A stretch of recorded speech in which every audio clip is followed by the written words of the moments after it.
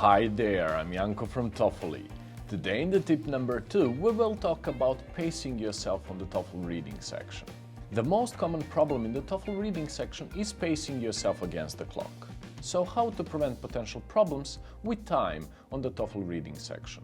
If you don't keep track on how long each passage is taking, you can cause yourself problems here. Because the timer does not get reset after each passage. The same clock ticks down from all the passages together. Not all questions should take an equal amount of time, but on average, you should not exceed a minute and 45 seconds per question. Except for the last summary or category question and the missing detail, also known as except question. That usually take more than 2 minutes.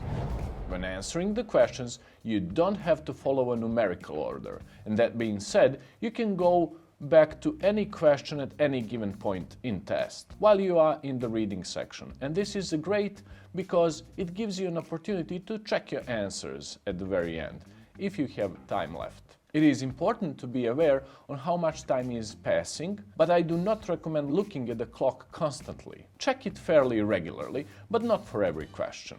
So, for example, if your strategy is to read through the passage first, you could check the timer once after reading the passage, after answering the middle question, question 5, and then after completing the final question, so 3 times per passage. If your strategy is to answer the questions as you read through the passage, then you could do it at irregular intervals, roughly 2 times for each passage. In summary, for the 2 strategies, here are the options for when to check the timer.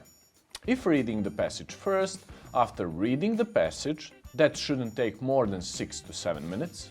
After question 5, at this point around 30 minutes has gone by. After question 10, 18 minutes has gone by. And that's basically how much time it should take you to go through the entire text and answer 10 related questions. If reading the question first, check the timer after the 5th, and that should take no more than 9 minutes. Check it again after question 10, and that's the 18-minute mark that we already mentioned a minute ago. Let's discuss your time management in the reading section.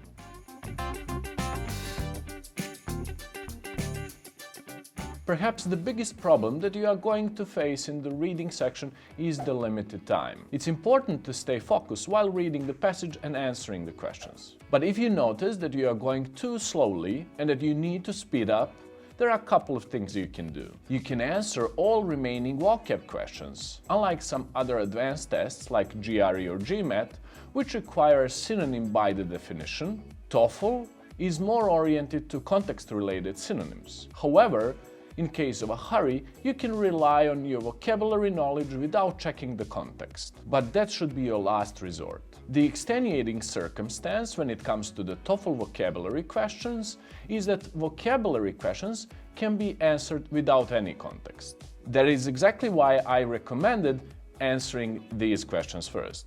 I really don't recommend skipping any questions, but if you are seriously struggling with time, then you can skip some of the very long ones. If skipping questions is really your last resort, then some questions are better to be skipped than others. The so-called except questions or missing detail questions require you to go back to the text many times. You have to check A, and then check B, and then check C, and then check D to make sure about what you want to mark as your answer. Obviously, this requires time, so if you have to choose which one to skip, this might be a good choice. However, one important thing to remember is never leave unanswered questions. Always choose something.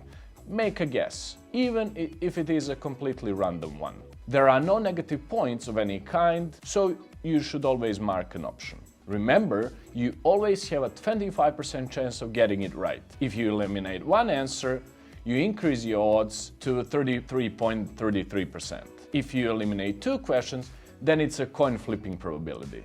The goal is to finish the text with the same intensity as you started it with, and not just to rush through it. You want to give as many right answers as possible, and you are more likely to answer questions correctly if you already have a well-grounded knowledge of the text that those questions are based on. That is, if you have already read it and answered some questions related to it.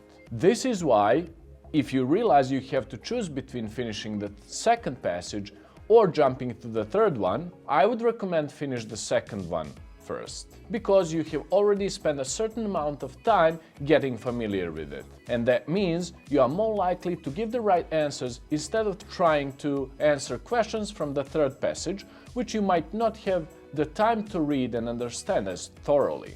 In case you have some extra time left at the end, after you already marked all the questions, that's great, because you can go back and double check all the answers. Make sure that you write down all the difficult questions as you progress through the reading section.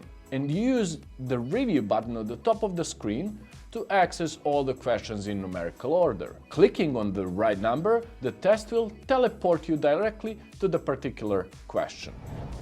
I hope this was helpful. If you haven't subscribed to our channel yet, make sure you do. By doing so, you will be the first to know when we have uploaded another useful video related to the TOEFL test. If you would like to practice your time management in the TOEFL reading section and all described strategies with one of our specially trained tutors, click on the link in the description below or simply visit us at TOEFLly.com. Keep up with the great work!